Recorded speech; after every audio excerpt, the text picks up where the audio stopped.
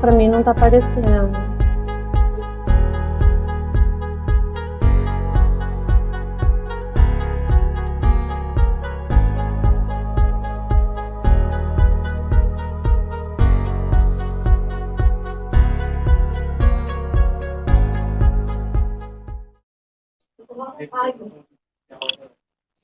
Alô, boa tarde, professoras e professores da Rede Municipal de Ensino de Queimados. Sou Rosimar, professora do município e atualmente atuando como diretora do Departamento de Educação.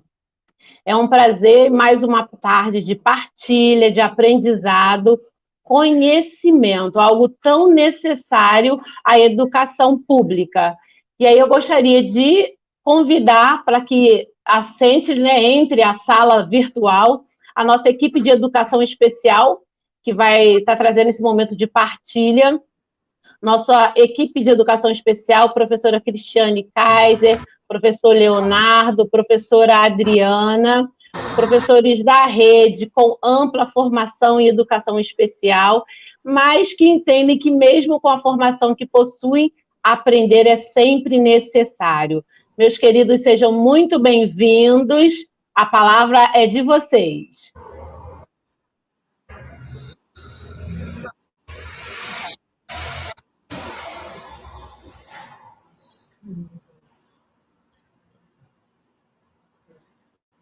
Boa tarde a todos. É um prazer estar aqui com vocês. É uma alegria imensa, né? E quero agradecer desde já a presença do professor Alain. E aqui quero compartilhar com vocês que a gente está aqui numa equipe, né, na coordenação da educação especial, e prontos para trocar ideias, conversar, sempre dispostos a ajudá-los, tá?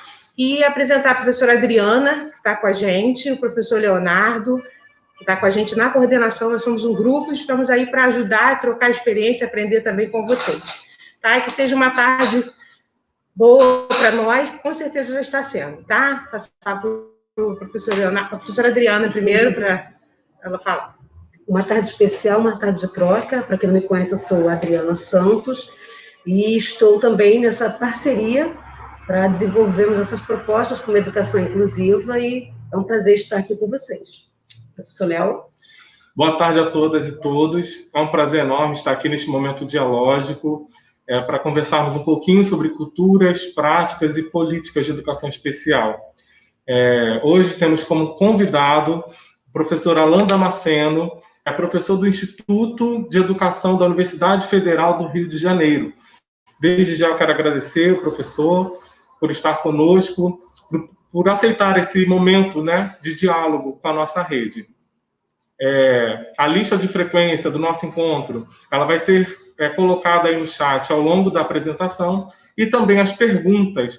Vocês podem interagir, perguntar, trazer algumas questões que ao longo da apresentação vão surgindo, e o professor Alain vai responder ao final da sua apresentação. Convido o professor Alain para estar conversando com a gente. Olá, boa tarde a todos e todas e todes. É um prazer estar aqui com vocês. Eu vou me audiodescrever e propriamente iniciar a minha fala, porque entendo que é necessário para que se torne acessível mais ainda a esse diálogo que estamos promovendo. Agradecer à querida Carla Taide, a tradução e interpretação em Libras, o que torna esse espaço acessível para pessoas com surdez. Então, o Alain é um homem branco, de meia idade, pele bem clara, cabelos pretos baixos, sobrancelhas grossas pretas, olhos castanhos. Eu uso óculos. Nesse momento eu estou com óculos de armação retangular e na cor preta. Eu possuo barba, uma barba preta também, assim, bem baixa, com muitos fios brancos, o que prova realmente que eu estou na meia-idade, né? Eu me encontro, eu visto uma camiseta de tom de azul e me encontro num ambiente que é o meu escritório de trabalho, onde ao fundo nós identificamos uma parede branca, no canto inferior da imagem algumas almofadas em tons de preto, cinza e branco, em função de um móvel que eu possuo aqui nesse ambiente, e aqui em destaque o encosto da minha cadeira, que é um encosto para a cabeça, porque depois de muitas horas trabalhando na pandemia, no computador, eu desenvolvi um problema de coluna, então eu estou usando uma cadeira ortopédica. E aí tem esse encosto de cabeça, que é um encosto retangular, no formato, na cor preta, e ele é telado, né? Uma tela vazada, tá bom? Bom, gente, olha, eu quero agradecer o convite, às professoras, com ênfase aqui ao convite do Léo. O Léo é nosso estudante lá na Universidade Federal Rural.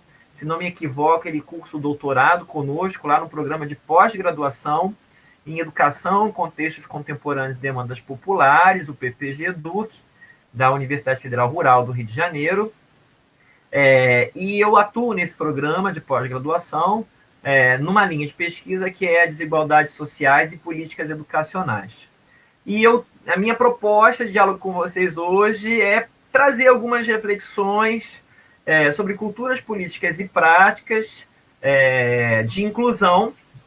E aí, a partir da minha proposta, que eu sistematizei aqui em algumas telas, e eu vou pedir para que Hanna possa nos apoiar aí na projeção da tela. Então, está aí, culturas políticas e práticas de inclusão, que são, né, dimensões que nós temos trabalhado no nosso laboratório, né? Aí está o símbolo do laboratório, vou descrever o símbolo do laboratório, são algumas figuras coloridas, escrito LEPED em caixa alta embaixo.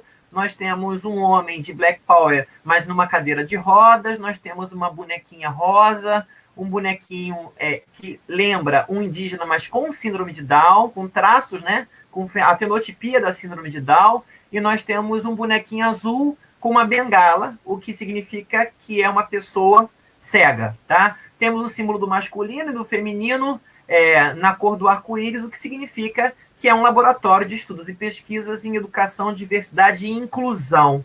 E aí eu quero pegar o mote da apresentação, da descrição da imagem do laboratório que eu coordeno, para que vocês entendam de que lugar, né, eu estou falando em relação a que dimensões ou quais perspectivas de inclusão. Quero saudar a presença de pesquisadores do meu laboratório, eu estou aqui conectado também, e verifiquei que tem Rosângela, querida, e outras pessoas também muito queridas do nosso laboratório estão presentes.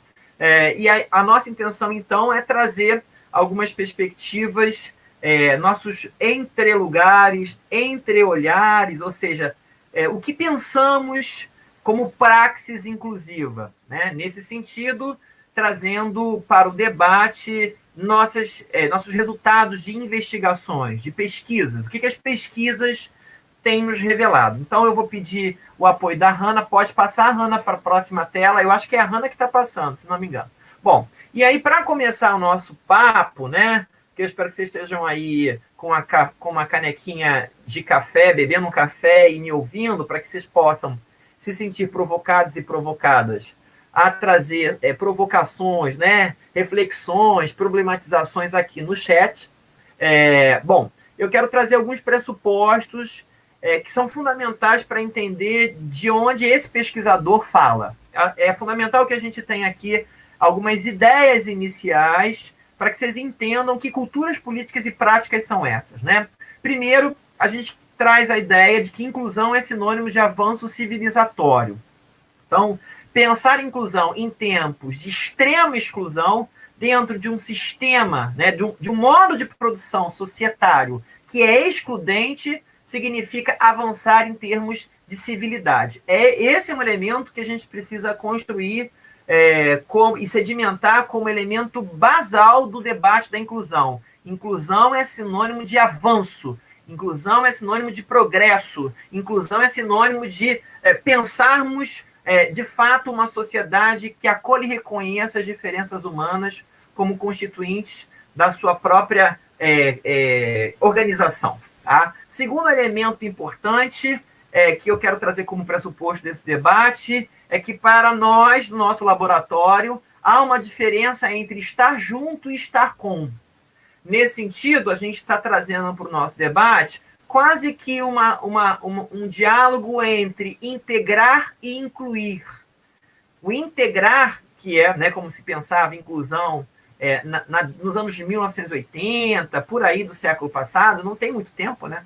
É importante a gente pensar que integrar não é sinônimo de incluir. Não basta estar junto, é necessário estar com, ou seja, inclusão significa autonomia e emancipação humana. As pessoas que estiverem incluídas, e aí eu estou falando de um universo, né, de grupos que historicamente estiveram excluídos da escola, já que estamos falando aqui de culturas políticas e práticas de inclusão na educação. Então, as pessoas que estiveram excluídas, né, grupos historicamente mais vulneráveis, elas, em alguns momentos, foi possível afirmar que elas estiveram junto e não com. Com significa autonomia, protagonismo. E, nesse sentido, precisamos colocar esse elemento básico para o nosso debate, e que, inclusive, vai ao encontro da máxima da Convenção dos Direitos da Pessoa com Deficiência, que foi a pensar o texto da Constituição, de que é nada sobre nós sem nós. Isso são as pessoas com deficiência trazendo suas perspectivas de protagonismo.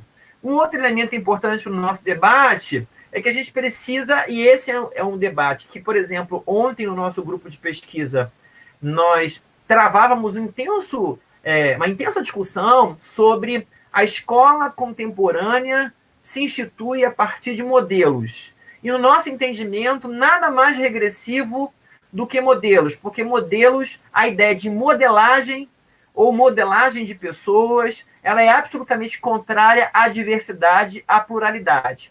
Porque quando você institui um modelo, você significa que aquilo ali deve ser reproduzido sistematicamente em qualquer contexto, seja educacional, social, etc.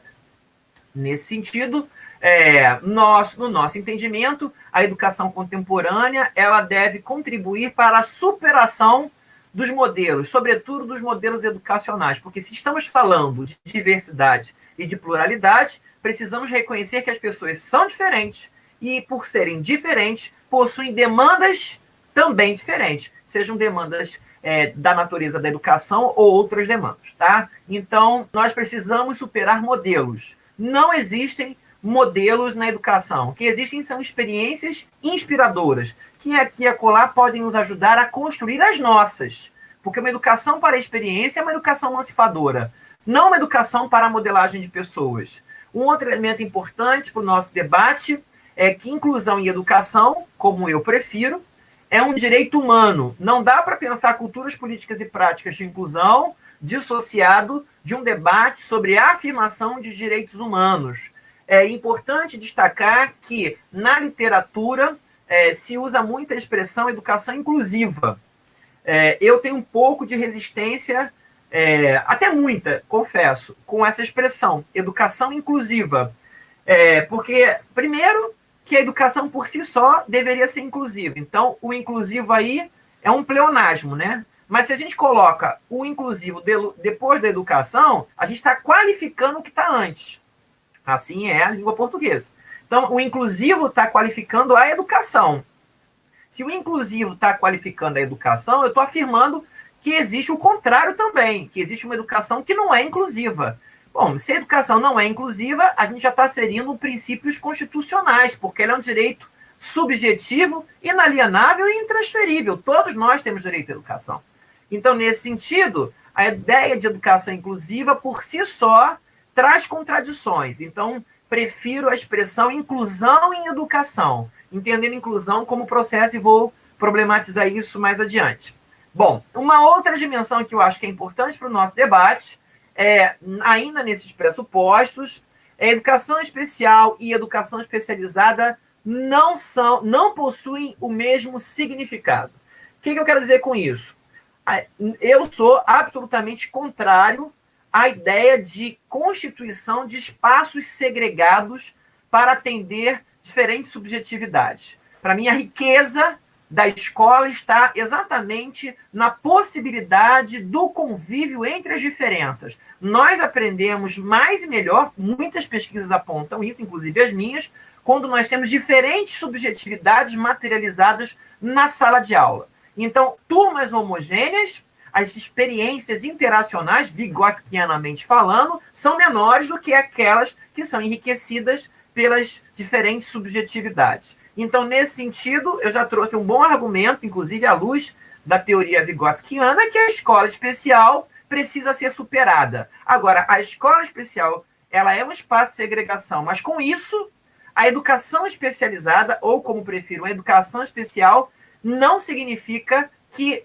reivindica-se uma escola especial, que é, por exemplo, o que temos hoje a partir da política de 2008, que ainda vige, tá? Que preconiza que o aluno público-alvo da educação especial, por exemplo, ele vai para a escola regular e no contraturno ele frequenta a sala de recursos multifuncionais, onde ocorreria o atendimento educacional especializado.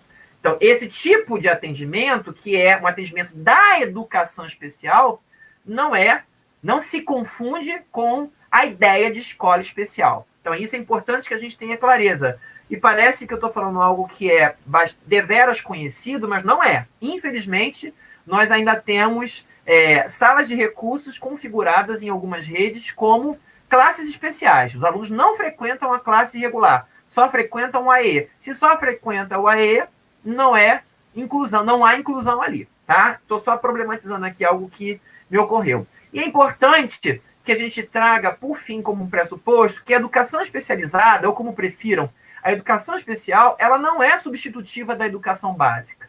Ou seja, estar na escola, na educação infantil, nas séries iniciais, né, e no ensino, e a educação básica, ela é elemento substancial para a formação da cidadania e para a inclusão social de qualquer indivíduo. Nesse sentido, nós não podemos fazer uma sintonização, que é o que se fazia há umas 3, 4 décadas atrás, de que os alunos, quando fossem para uma escola especial, estariam também se escolarizando. Não é o que as pesquisas nos mostraram, e eu vou apresentar alguns dados para vocês. Bom, dito isso, esses pressupostos, que são fundamentais para que a gente vai entender o que eu vou apresentar logo a seguir, é importante a gente ter clareza de que inclusão e educação são processos amplos, contínuos e de grupos, como eu disse, que historicamente vivenciam condições de vulnerabilidade e de subalternidade. Isso é importante que seja dito aqui. Com isso, quando eu falo em inclusão e educação, não necessariamente eu estou falando apenas do público-alvo da educação especial, mas eu fui solicitado, né, pelo nosso querido Léo, que eu falasse dessa perspectiva de pensar a educação especial. O nosso laboratório trabalha com diferentes perspectivas e públicos que sofrem condições de vulnerabilidade. Então, por exemplo, no nosso grupo, a gente trabalha com crianças e jovens em condição de vulnerabilidade social, com menores em conflito com a lei, com a população LGBTQIA+, com estudantes com deficiência, com distúrbios de aprendizagem, que não necessariamente, está num outro debate que não é o debate da deficiência. Então, o que eu quero dizer é que existem muitos grupos que, historicamente, estiveram alijados da escola. Nesse debate, hoje, pensando que inclusão em educação é algo muito amplo, nesse sentido, educação inclusiva, usando a expressão da legislação, é muito amplo, eu vou falar sobre culturas políticas e práticas de inclusão, mas pensando no público-alvo da educação especial, tá claro? Em função dessa especificidade desse debate, e pela necessidade mesmo de limitarmos o debate a um grupo, senão a gente acaba generalizando demais. Por favor, a próxima tela, Hanna. Nesse sentido, passando para a próxima tela, nós identificamos o que eu chamo de textos e contextos. Só um minutinho que eu vou beber aqui uma água para ajudar na dicção. Pode voltar, Ana, no outro, no anterior. Passou mais de um. Isso. Nós identificávamos, percebam, identificávamos, não estamos identificando mais enquanto pesquisa, avanço nas políticas educacionais voltadas para a inclusão, tá? Houve, obviamente, nós estamos identificando isso no Brasil, uma estagnação no que se refere a pensar políticas de inclusão de uma maneira geral. Nós nunca vivemos um tempo de tamanha austeridade e barbárie. Vejamos nesse momento o que está acontecendo no Senado, a CPI da Covid. Então, vivemos tempos de barbárie, e com tempos de barbárie, nós identificamos, né, a maximização de processos de exclusão, com ênfase nesse debate à realidade brasileira. Sem dúvida, há um aumento no número de matrícula dos alunos público-alvo da educação especial em todos os níveis e etapas. Eu vou mostrar os gráficos para vocês já, só para vocês terem uma ideia de como as políticas de inclusão, que ainda em tempos de barbárie, de exclusão como hoje, impactam a realidade da escola. Ou seja, políticas que foram gestadas há uma década atrás, até hoje, estão impactando a vida das pessoas com deficiência, com transtornos, porque esses alunos conseguiram alçar níveis de ensino que antes nós não conseguimos identificar na educação brasileira.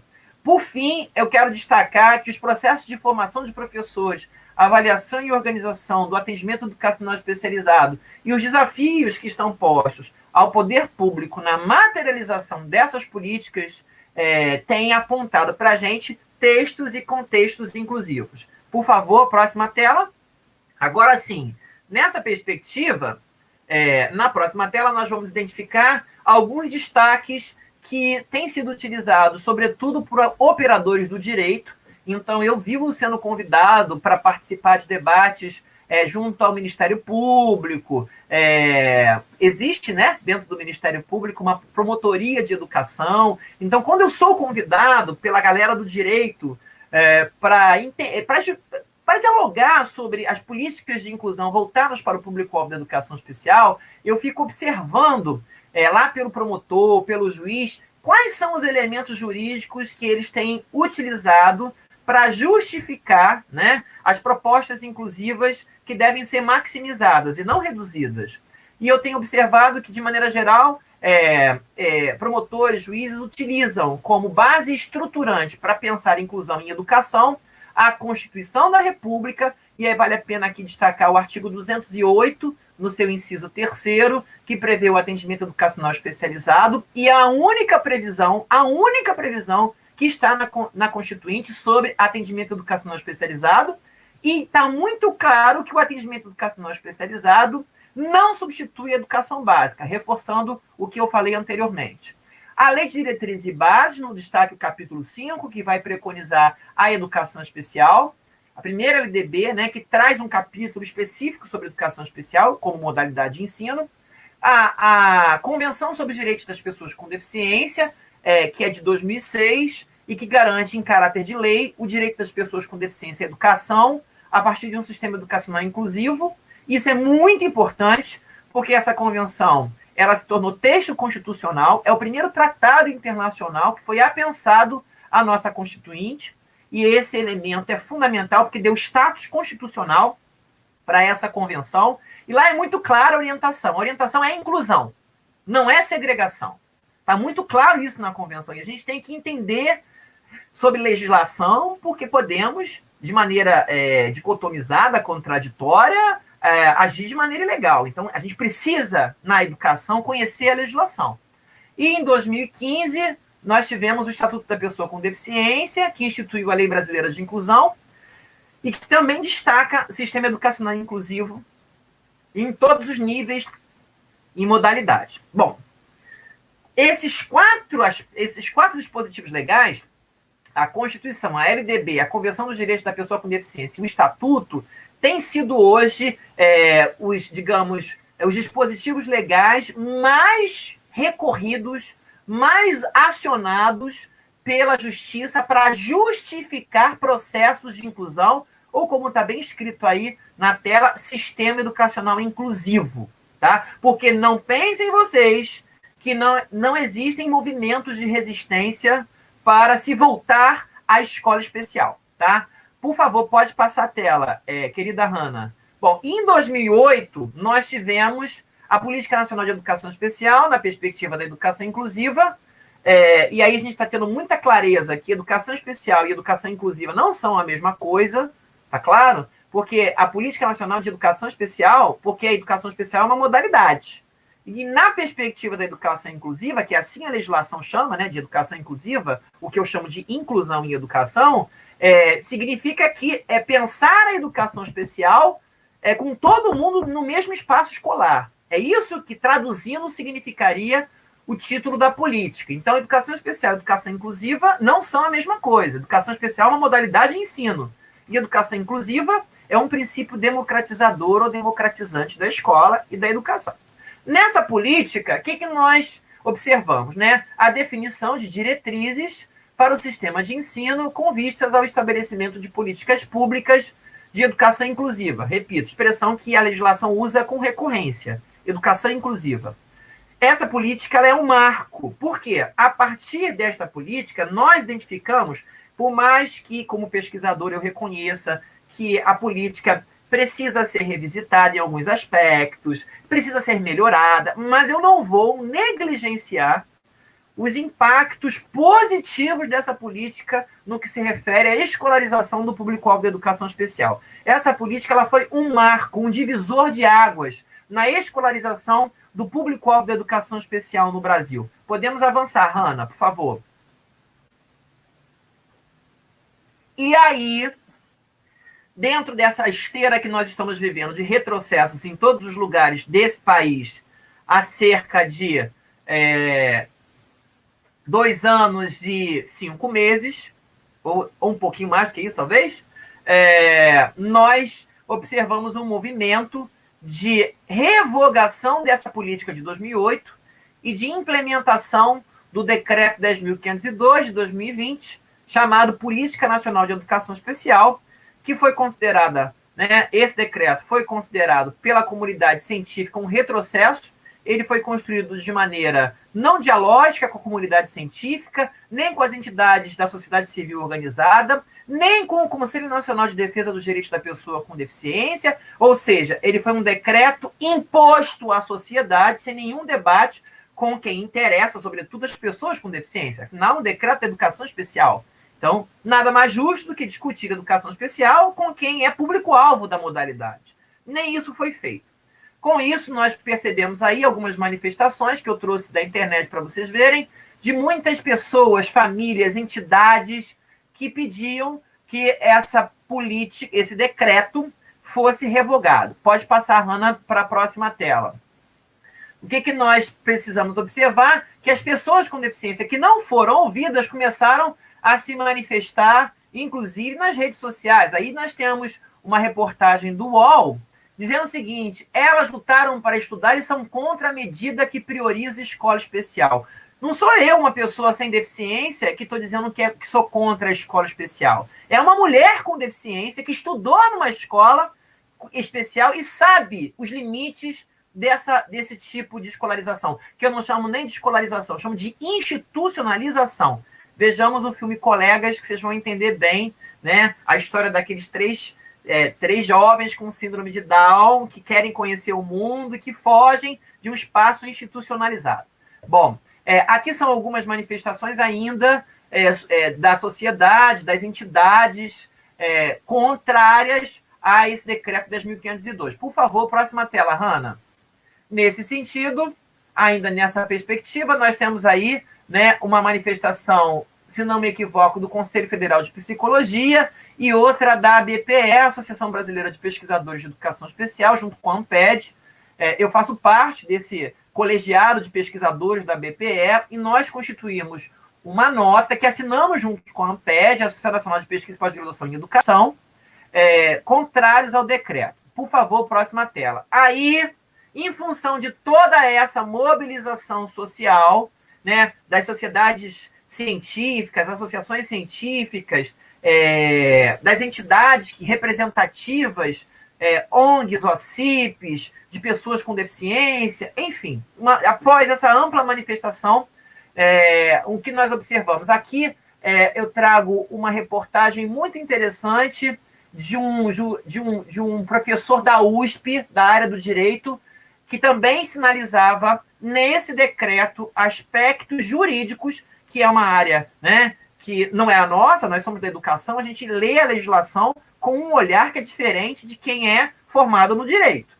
E esse jurista, que inclusive é professor da USP, o Conrado Hübner, ele intitula essa reportagem, né, que ele foi convidado a escrever para a Folha de São Paulo, como Deixem as Crianças na Gaiola, dizendo que a escola especial era uma gaiola, ou seja, um lugar de aprisionamento. Bom, vocês percebam que após muitas manifestações, pode passar, por favor, o que nós vamos identificar? Né? Que o STF, primeiro numa decisão unilateral do ministro Dias Toffoli, houve a suspensão até a decisão pelo colegiado de ministros do STF, que decidiu manter suspenso o decreto. Ele não foi revogado, ele foi suspenso, o decreto foi suspenso no que se refere à perspectiva, né, de implementação de uma política de educação especial que alargou, ignorou e invisibilizou as orientações legais, que eu já sinalizei antes, de um sistema educacional inclusivo no país. E eu vou dizer para vocês, o movimento que nós fazemos hoje é inexorável, ele é irrefreável, e ele não tem mais retorno. Ou seja, nós não vamos voltar às escolas de segregação. Por quê? Porque todo o nosso arcabouço jurídico nos impele, flui para a inclusão em educação. Não há possibilidade que, por força de um decreto como esse, 10.502 suspenso, que voltemos a separar pessoas em função das suas características. Como eu costumo dizer, o que tem que mudar não é mudar de escola, é mudar a escola. Não é trazendo de uma escola regular para uma escola especial que a gente vai modificar a realidade desse público. O que nós precisamos é mudar a escola que a gente tem. Essa escola que se revela historicamente inapta às diferenças humanas, sejam quais forem essas diferenças, sobretudo aquelas presentes no universo das demandas específicas de aprendizagem de estudantes público-alvo da educação especial. Por favor, Ana, próxima tela. E aí, eu trago uma boa nova para vocês, que nós precisamos reconhecer e fortalecer. O Plano Nacional de Educação, ele continua vigindo, ele vige até 2024. E lá na meta 4 desse Plano Nacional de Educação, ele não foi revogado, porque a gente precisa considerar que nesse momento atual da política brasileira, a gente dorme e acorda com decreto revogado, né? Então a gente tem que ficar alerta, atento, porque toda hora revoga-se decreto e se institui um novo decreto. Bom, mas o Plano Nacional de Educação não foi revogado e ele preconiza a universalização para a população de 4 a 17 anos do público-alvo da educação especial, o acesso à educação básica e o atendimento educacional especializado. E esse atendimento educacional especializado deve ser feito preferencialmente na rede regular de ensino, ou seja, não em instituições privadas, mas em instituições públicas. Percebam, o plano preconiza a inclusão. O aluno vai frequentar a educação básica e vai frequentar o atendimento educacional especializado, tá? Importante que a gente destaque isso. Por favor, vamos avançando, Hanna. Nesse sentido, além da inclusão ser garantida pela legislação, muitas pesquisas, inclusive as do nosso laboratório, podem ficar tranquilos e tranquilas, que ao final dessa minha apresentação eu vou deixar aí as indicações de literatura, onde vocês podem encontrar artigos, livros, materiais que nós temos publicado, que trazem, né, perspectivas e para afirmações que estão presentes aqui. É claro, porque como cientista eu construo as minhas análises a partir, né, das evidências materiais, não de achismos, né? Não se faz ciência com achismo. Então, ao final dessa apresentação, eu deixarei os registros de onde vocês podem ter acesso aos materiais que deram origem a essas telas, tá? Então, vamos lá. Além dela ser garantida a inclusão na legislação, nós temos pesquisas que mostram os benefícios não apenas para os estudantes público-alvo da educação especial, mas para os colegas, para a comunidade, para a sociedade como um todo. Gente, ganha todo mundo. Vou mostrar para vocês, por favor, Hanna, algo muito interessante. Há anos as escolas elas trazem um discurso de que as escolas regulares não estão preparadas para receber estudantes com deficiência. Em certa medida, eu reconheço que em muitas experiências escolares há realmente ausência das estruturas necessárias para que esses alunos, público-alvo da educação especial, tenham condições de equalização de oportunidades em termos da aprendizagem, se comparados a outros alunos sem tais demandas.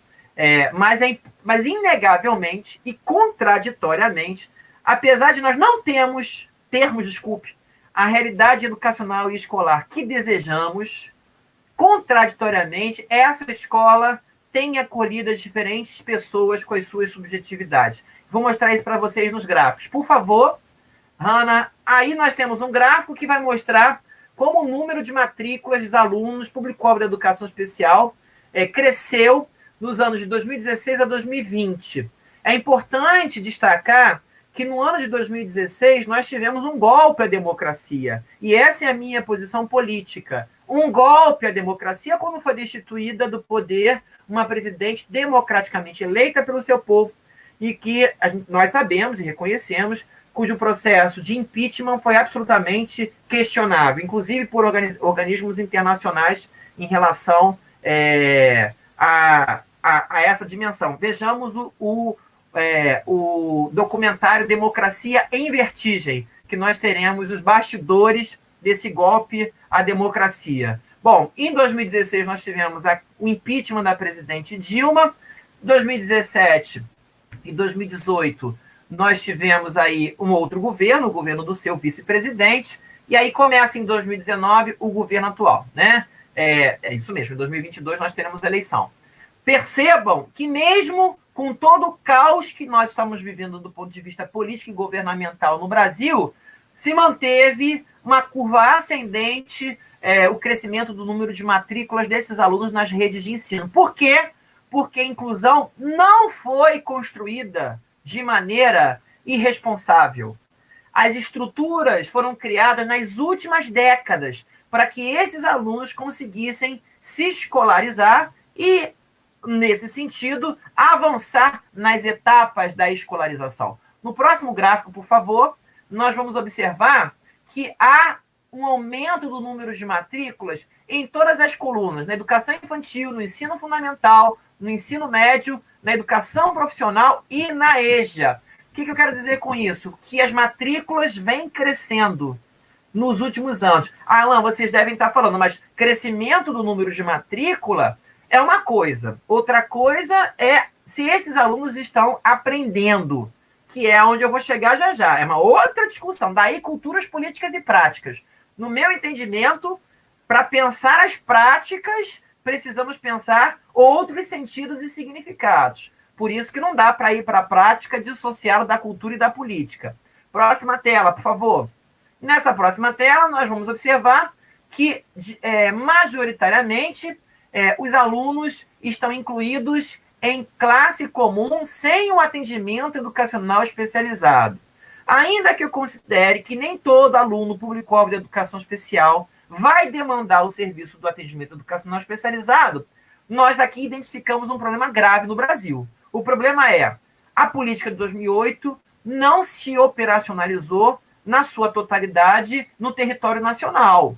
Ou seja, tem aluno que é público-alvo de educação especial que deveria frequentar o AEE e não frequenta. E digo mais, é o maior número de matrículas, tá? E isso também é uma questão que nos preocupa, porque só há sentido em falar nessa perspectiva de inclusão que nós temos da política de 2008, se o aluno tem um acesso à escola e ao AEE, ao atendimento educacional especializado. Por favor, próxima tela. Nesse sentido, nós vamos observar, e aí eu trago a relação com o município de Queimados, que a maior parte dos alunos público-alvo de educação especial no Brasil, eles estão nas classes comuns, tá? Do que em classes especiais e na esfera municipal. Ou seja, a maior parte dos nossos alunos público-alvo de educação especial estão nas redes municipais de educação, como essa que vocês pertencem, né? A Secretaria de Educação de Queimados, tá? Observem que lá no privado há uma inversão, né? Vocês percebem que tem um número maior de matrículas desses alunos da educação especial nas instituições especializadas do que na classe comum. E isso também é importante da gente sinalizar. A educação especial, ela é uma educação que requer bastante investimento.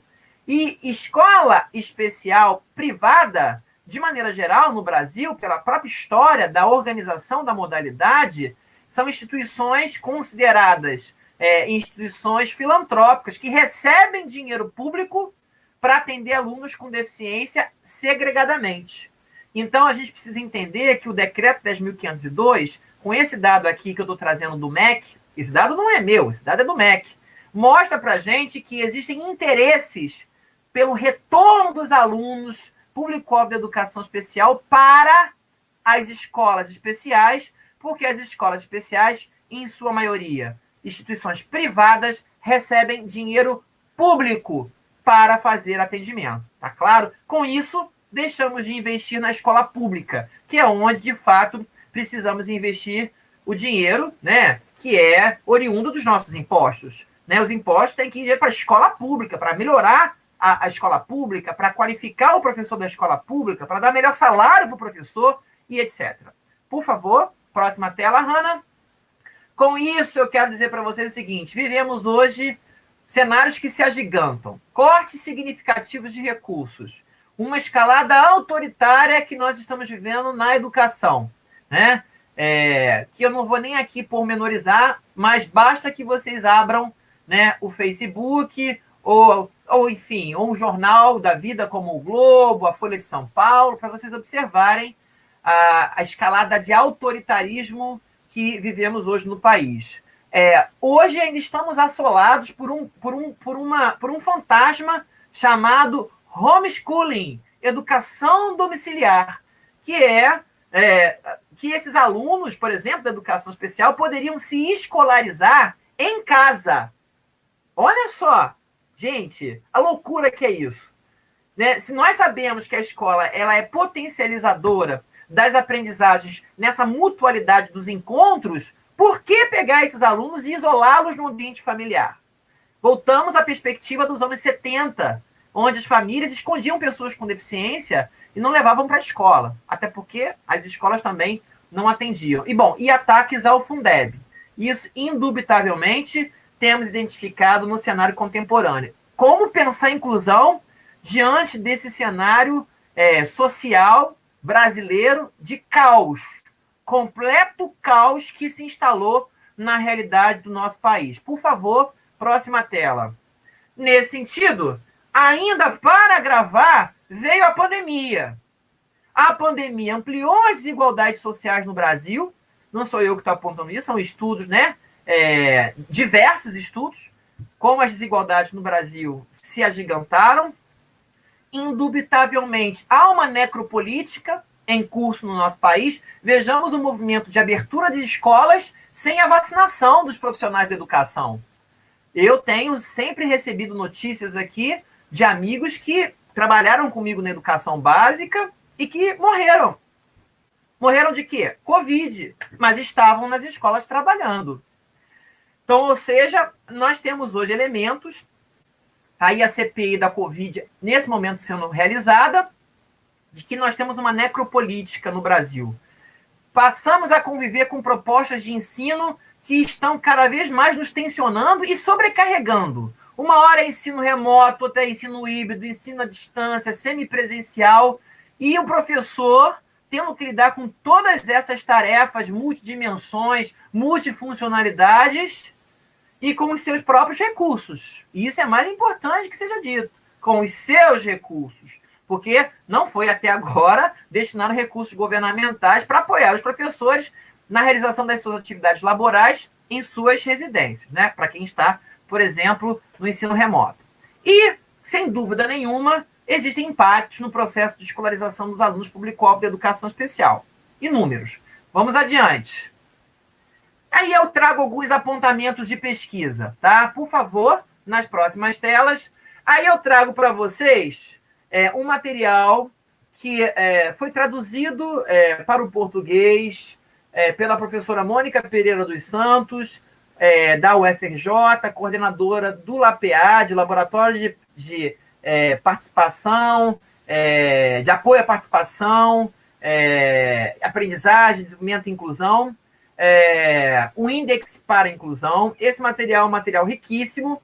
Eu desejo que em algum momento tenhamos a oportunidade de uma outra experiência formativa para que possamos explorar esse material, mas eu vou trazer para vocês algumas indicações que talvez aguçem a curiosidade de vocês que estão me ouvindo a pensar como podemos, então, diante de tantas informações que você trouxe até agora, Alain, pensar as culturas políticas e práticas de inclusão. Bom, o que eu quero dizer é que esse material foi desenvolvido por professores, 2 professores ingleses, o Tony Booth e o Mel Eiskell, ambos, né, professores universitários, e que esse material já foi utilizado em mais de 26 países, e com experiências muito exitosas, tá? O que é o índice para inclusão? Próxima tela, Hannah. Tem como baixar. Alguém perguntou aqui, tem como baixar? Tem como. Dessa apresentação eu vou dar alguns links que vocês podem, lá no material do nosso laboratório, encontrar o índice e baixar, fazer um download, tá bom? Bom, o que é um desenvolvimento inclusivo, né? Mudanças na escola tornam o desenvolvimento inclusivo, né? Então, que valores nós vamos ter que trabalhar para que, de fato, haja inclusão? Primeiro, o princípio básico do índice para inclusão é que inclusão é participação. Ninguém está incluído se não participa.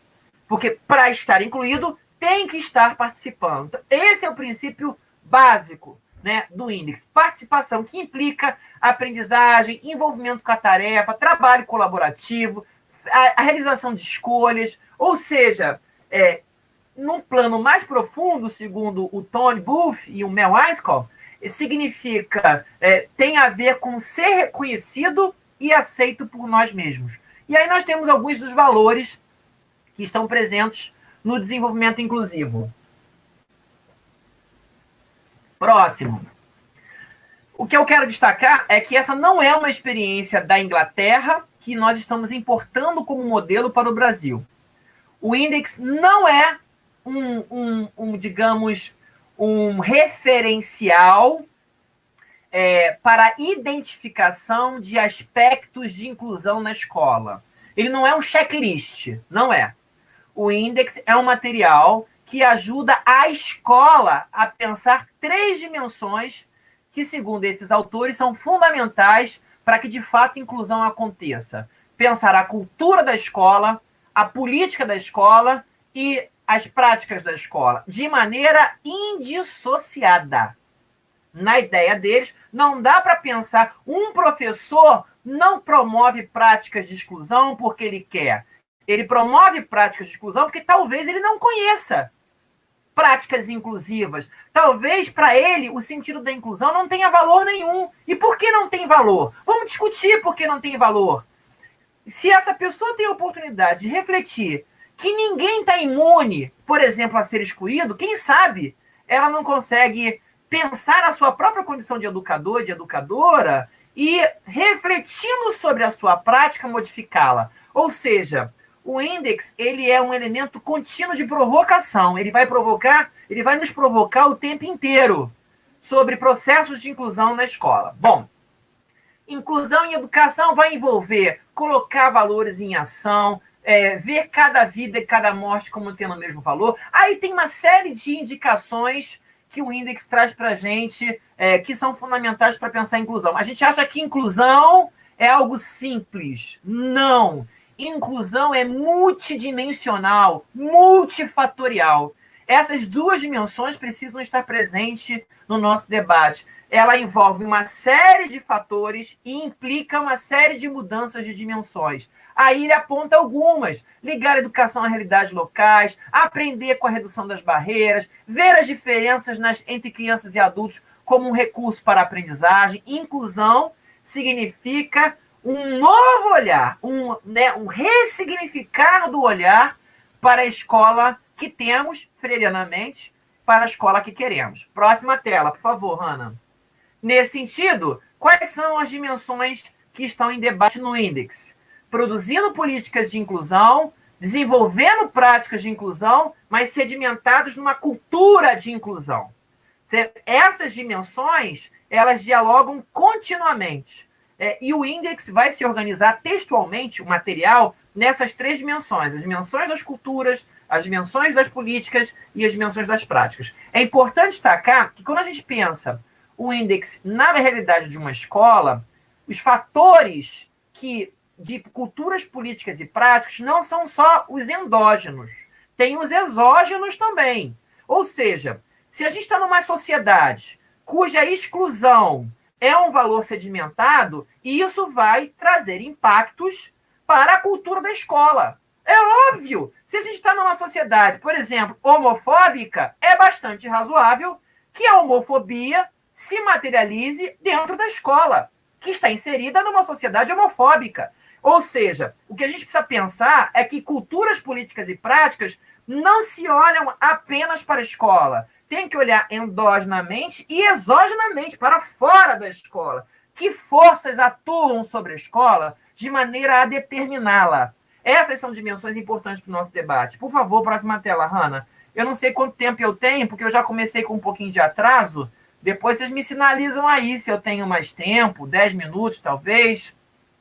Bom, como eu disse, o índex ele traz para a gente a dimensão das culturas inclusivas, e essa dimensão vai se referir à criação de comunidades acolhedoras, colaborativas. Gente, as culturas refletem nossos valores, nossos sentidos. E aí eu costumo dizer que a cultura de uma escola está materializada não apenas, mas sobretudo no seu projeto político-pedagógico, porque o projeto político-pedagógico é a escola.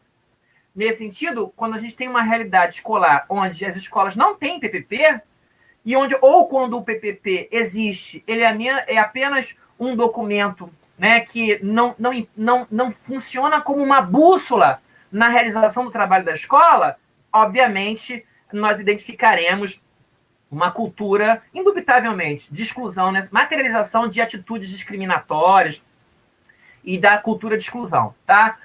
Pensar políticas inclusivas é também pensar a ação política da escola. Olha que coisa curiosa. Cada vez mais nós afirmamos que vivemos um tempo de alienação, né? De alienação política. Eu não estou falando de política partidária, estou falando de política como ato representativo.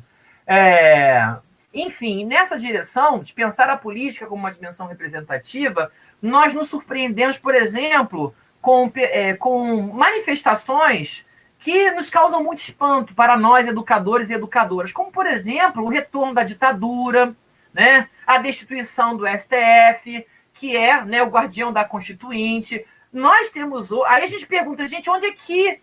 O que aconteceu com essas pessoas? A pergunta que, no meu entendimento, tem que ser feita é: qual o papel da escola diante desse cenário? Nós já identificamos que pessoas passaram pela escola e não tiveram formação política. E a prova mais cabal de que não tiveram formação política é que elas foram facilmente cooptadas pela alienação, inclusive atentando contra si mesmas. Porque uma pessoa que está na rua com um cartaz dizendo volta à ditadura, se fosse uma ditadura, não estaria fazendo aquilo. Porque na ditadura manifestações públicas eram proibidas. Então, ou seja, falta sentido para a gente no que a gente está vendo hoje na sociedade. E isso, para mim, tem uma implicação indubitável com pensar a política da escola, a política educacional e a formação para a cidadania, que é um elemento constituinte e que é fundamental para a edificação de uma cidadania global, por exemplo, onde os valores, né, do cuidar do meio ambiente, do cuidar da humanidade,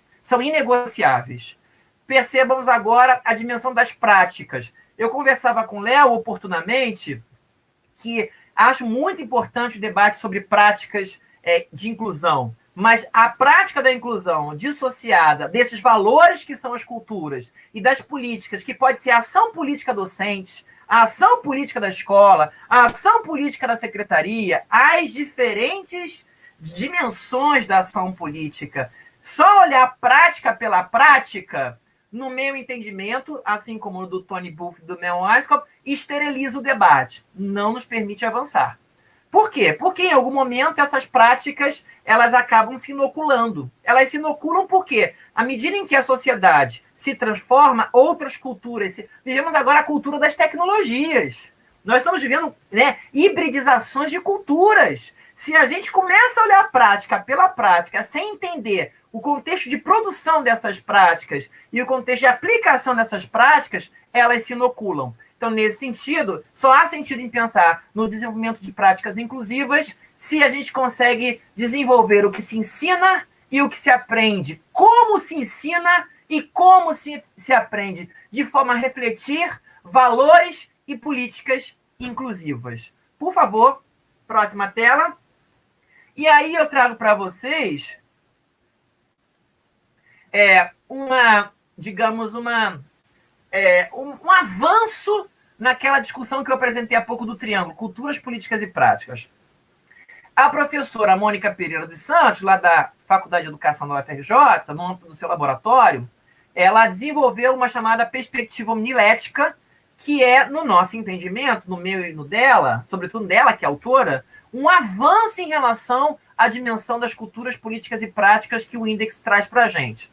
Nessa relação culturas, políticas e práticas, o que nós observamos?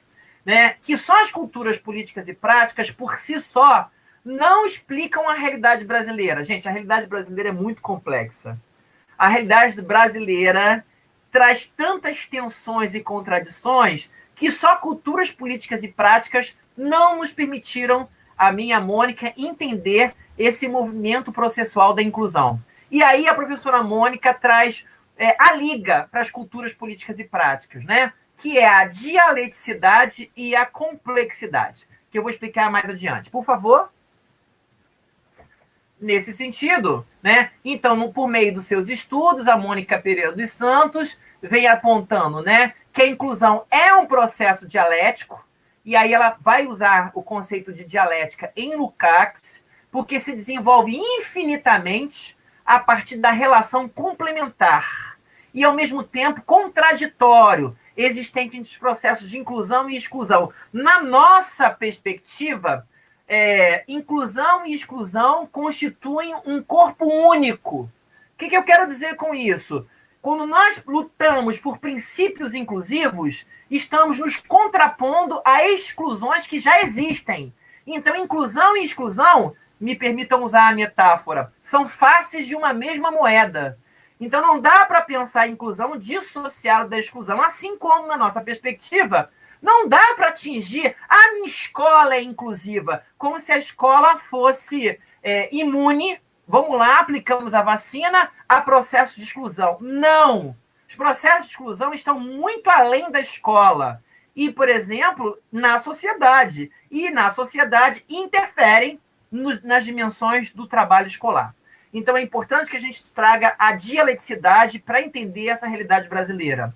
E ainda nessa dimensão, a professora Mônica traz a ideia de complexidade de Morin. Por quê? Porque a gente não pode pensar a inclusão como um produto, como algo final e como algo acabado. Nesse sentido, na ideia da complexidade morraniana, né, ao mesmo tempo, né, a inclusão ela é incompleta, ela é incerta e ela é auto e eco-organizada. Ou seja, os processos experiências, vou dar um exemplo clássico, experiências de inclusão bem sucedidas numa rede de ensino, vamos pegar uma rede vizinha aí, de Japeri, não significam que, se implementadas na realidade de Queimados, obterão os mesmos resultados. O processo é complexo. As pessoas são diferentes, as realidades são diferentes, as culturas políticas e práticas são diferentes. Então, nesse sentido, a dialeticidade e a complexidade nos permitem compreender que o processo de inclusão é, de fato, desafiador, sobretudo da inclusão em educação. Próxima tela, por favor. Bom, por fim, chegando já, que eu disse que eu não me alongaria muitíssimo, né, Léo? Eu quero destacar aqui, né, que, segundo Santos, a dimensão das culturas, ela representa os nossos valores e as nossas crenças. Então, o que eu vou provocar vocês aqui nesse momento? Porque isso aqui é uma formação de 1 hora, né, gente? Para a gente começar a discutir, quem sabe o nosso laboratório oportunamente poderá voltar se houver interesse, é claro, a queimados e desenvolver atividades, né, digamos, mais temporais, no sentido de encontros, mais encontros, né? Bom, o que a gente precisa provocar agora, a nossa reflexão, que é o fundamental para mantermos a esperança inclusiva e acolhedora, é que as culturas elas representam os nossos valores e crenças. E a pergunta que não quer calar, quais são os nossos valores e crenças na dimensão de pensarmos uma escola humana, plural e acolhedora? A dimensão das políticas, elas materializam as nossas intenções, os nossos planejamentos, os nossos acordos. E existem acordos que são ditos, acordos que são escritos e acordos que não são ditos nem escritos, mas estão tacitamente nas relações. A psicologia social, por exemplo, vem estudando há muitos anos isso. E no campo das práticas, nós precisamos pensar as nossas ações propriamente ditas. O que me torna um educador mais inclusivo, mais acolhedor, mais humanizado, né? Nessa relação imbricada da dialeticidade e da complexidade. Acho que essa é a minha última tela, senão a próxima é a onde eu digo para vocês as referências. Não é a última ainda. Então, eu quero deixar algumas provocações para vocês. Desculpe, eu tenho que beber água, senão minha garganta fica seca. O conceito de deficiência mudou. A deficiência não está na pessoa. A deficiência está nas barreiras que impedem a participação. E uma dessas barreiras que nós precisamos transpor é a nossa prepotência de achar que uns podem, que uns têm direito e que outros não têm. Isso é a fala da professora Isabel Maior, que nos representou lá na ONU, na Convenção sobre os Direitos das Pessoas com Deficiência. Próxima tela, por favor. A inclusão nos processos educativos, nas escolas regulares, é um processo complexo que vai implicar transformações profundas, desde as representações sociais e culturais acerca da deficiência, agora falando das pessoas público-alvo da educação especial, a operacionalização da legislação, a gente precisa conhecer lei, a reorganização dos tempos e espaços da escola, ou seja, se realmente queremos fazer inclusão, temos que mudar a escola, porque essa escola que nós temos, ela está completamente desintonizada desse momento da nossa humanidade. Precisamos pensar a gestão dos processos no interior das unidades escolares, práticas pedagógicas que considerem a diversidade dos alunos e seus processos de desenvolvimento. Por favor. Então, a inclusão é um processo infindável e isso implica incentivo à aprendizagem e à participação de todos, não há inclusão sem participação, a valorização de todas as pessoas que compõem o espaço escolar, inclusive aquelas que podem, num primeiro momento, resistir, mas que podem nos desafiar a pensar a como incluí-las nos processos em que, a priori, elas deveriam participar. Diferença como possibilidade de apoio à aprendizagem e o reconhecimento que a inclusão em educação é um aspecto da inclusão na sociedade. Daí resida tamanha resistência a mudar a escola, porque mudar a escola, em alguma dimensão, é mudar a sociedade. Próximas telas.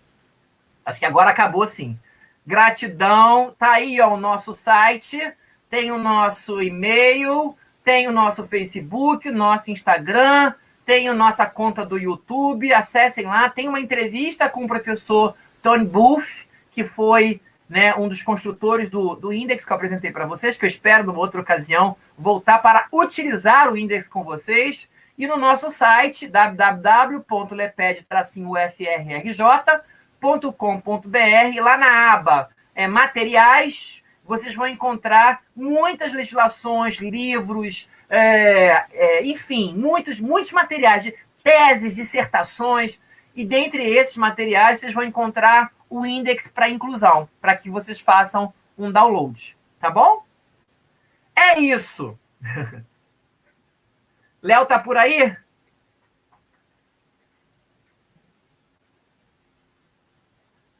Obrigada pela sua participação. Eu que agradeço. Muito obrigada, tá, querida? Quero agradecer. É assim, Carla? É assim, né? Agradecer. E estamos abertos a essa parceria que o senhor falou, tá? Estamos completamente abertos. O Léo tem seu contato, a gente está aqui nessa luta, né? A palavra certa é a luta. Tá? Vou passar para o Léo. Alan, que aula provocativa, desafiadora, né? Falar de inclusão em educação é isso, né? Se debruçar a muitos desafios. E nosso propósito é pensar essa escola humana, plural e acolhedora, né? Uma escola de todos, de todas, de todos, né? Nós tivemos algumas colocações ali no nosso chat, muitos elogios, pensando aí toda essa questão das culturas, práticas e políticas de inclusão. Uma das questões foi a professora Verônica Cunha que trouxe. Uma querida orientadora também educacional. Uma orientadora educacional da nossa rede. Ela pergunta: é possível desconstruir que o aluno com deficiência é coisa do orientador educacional? Olha... Tem aí a fala da Verônica. Verônica, é possível sim, Verônica, sem dúvida. Inclusive, eu estou com uma dissertação por ser defendida de uma colega sua orientadora educacional do município de Mesquita, que é a Cris, a Cristiane. A Cris está defendendo a dissertação dela agora até dezembro, e ela fala sobre o papel do orientador educacional no processo de inclusão.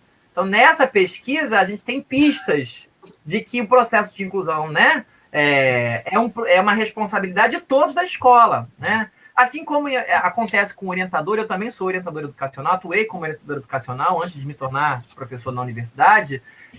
Isso acontece com o professor da sala de recursos. Quando um aluno com deficiência chega na escola, ele deixa de ser aluno da escola e passa a ser aluno do professor do AEE. E aí isso revela a cultura da escola. Olha aí, que valores estão aí sendo discutidos numa cultura escolar onde o professor não se vê professor daquele aluno e sim colega. Porque o colega é especialista, sim, mas o aluno é aluno da escola. Não tem como fragmentar o aluno. Então, nesse sentido, a angústia da Verônica, imagino, deve ser a angústia dos professores do AEE também, que se sobrecarregam, porque quase que transferem a responsabilidade pela escolarização para esses profissionais que atuam nas salas de recursos multifuncionais. Então, é possível. Agora, convido você, Verônica, que em breve a gente vai estar fazendo a defesa da Cris, eu vou divulgar aí. A gente sempre divulga nas nossas mídias sociais, no nosso canal do Instagram. E aí vocês poderão assistir a defesa dela. O trabalho dela foi só sobre orientação educacional. Muito interessante, pertinente, né?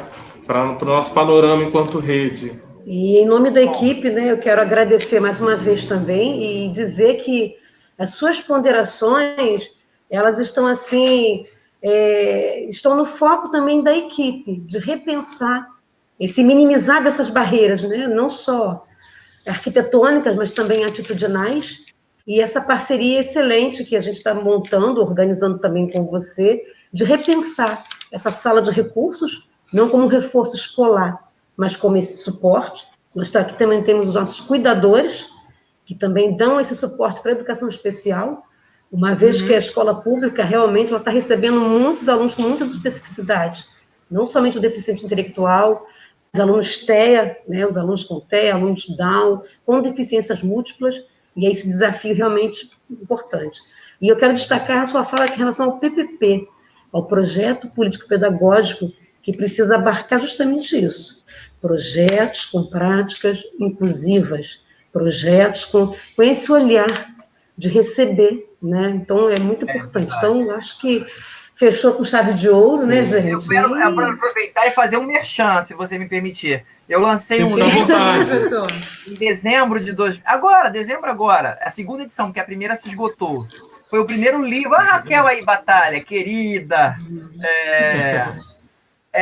O livro, a primeira edição esgotou e saiu a segunda edição. Ele foi o primeiro livro publicado, eu tenho esse orgulho, sobre esse tema no Brasil. Outros surgiram depois, mas um livro voltado para pensar o projeto político-pedagógico da escola nessa perspectiva da inclusão. O livro chama-se A Organização da Escola e Educação Inclusiva.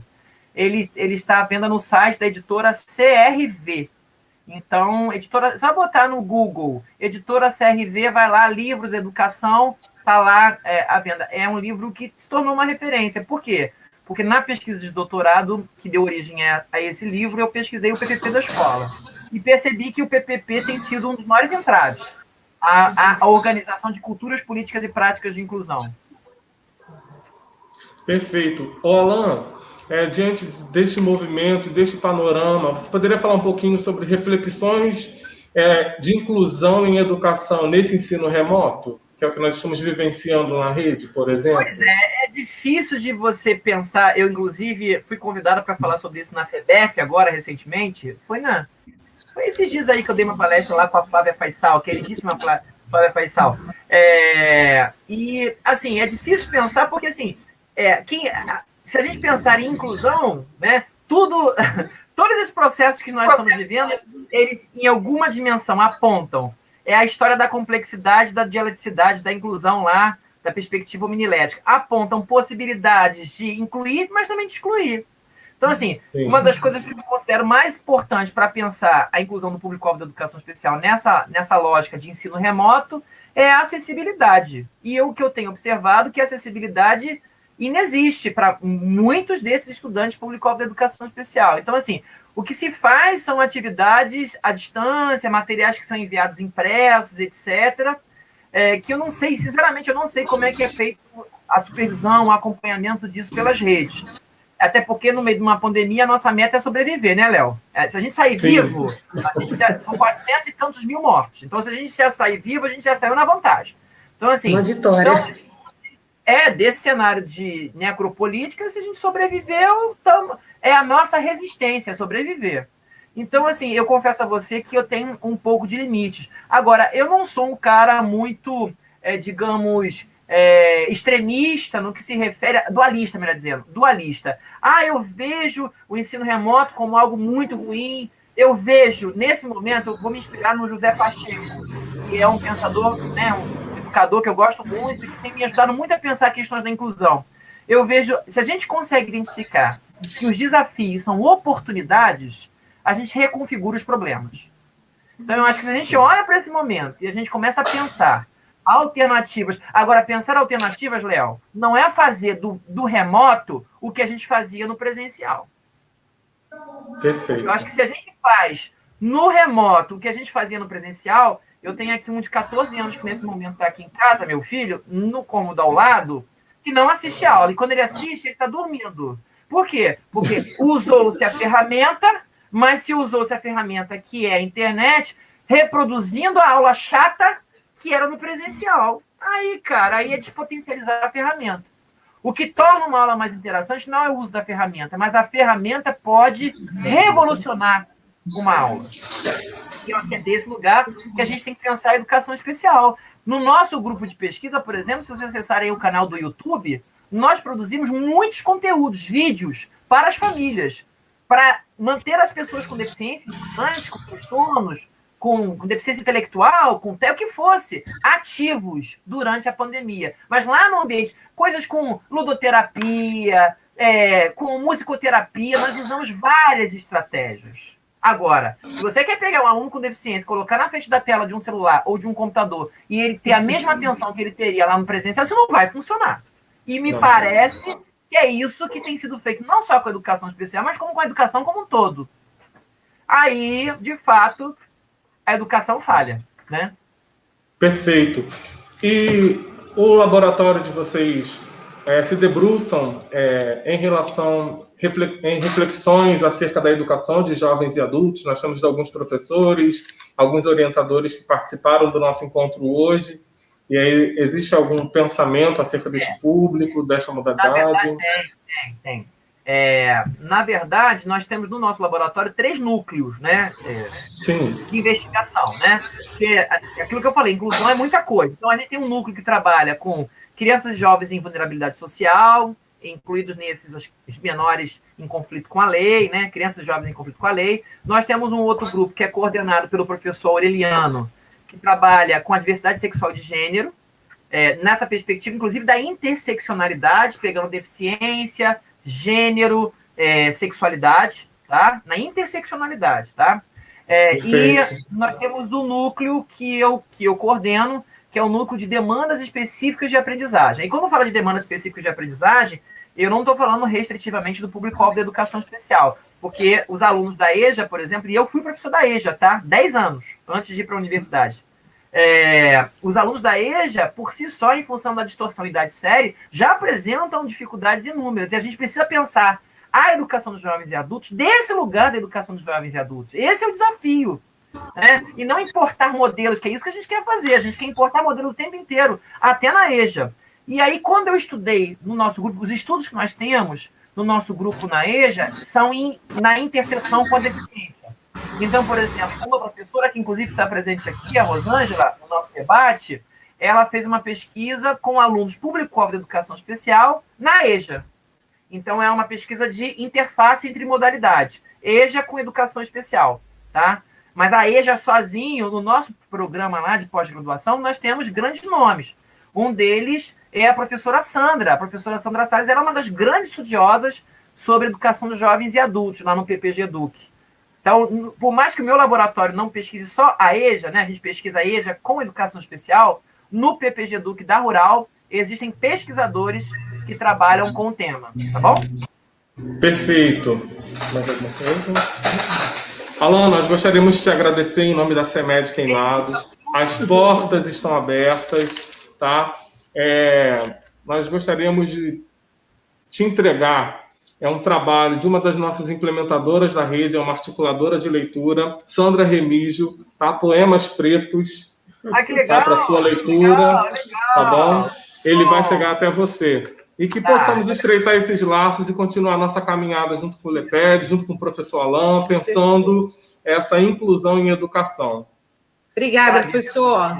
Nada. Desejo a vocês um ótimo encontro, porque eu sei que agora vem a galera da educação de jovens e adultos, e até breve. Sim. Breve a gente se encontra. Até breve, professor. Tá ok, muito obrigado, hein?